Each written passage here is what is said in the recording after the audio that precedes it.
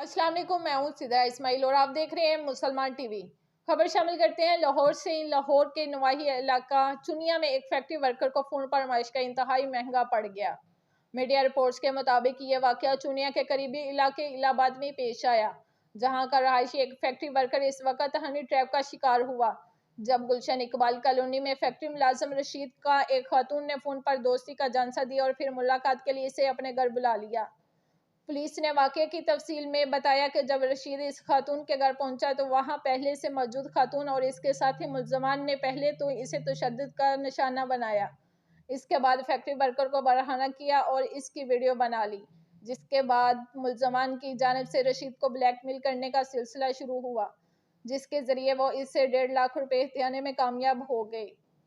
معلوم ہوا ہے کہ پولیس نے متاثرہ شخص رشید کی مدیت میں 8 نامزد اور 3 نامعلوم ملزمان کے خلاف مقدمہ درج کر کے 3 ملزمان کو گرفتار کر لیا۔ دوسری طرف کراچی پولیس نے خفیہ اطلاع پر کارروائی کرتے ہوئے دوستی کا جھانسا دے کر اغوا برائے تاوان میں ملوث ایک خاتون کو گرفتار کر کے مغوی ریاض علی کو بازیاب کرا لیا، جس کے خلاف امجد خان نامی شہری کی مدیت میں تھانہ سعید آباد میں ریاض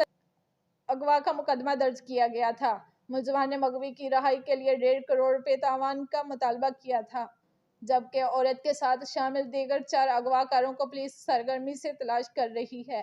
ملزمان نے ابتدائی تفتیش میں دوستی کا جھانسا دے کر ریاض علی کو بلانے اور بعد ازاں اغوا کی واردات انجام دینے کا اعتراف کیا۔ ملزمان نے مزید انکشاف کیا کہ وہ موبائل فون پر دوستی کا جھانسا دینے کے بعد مختلف کرائے کی جگہوں پر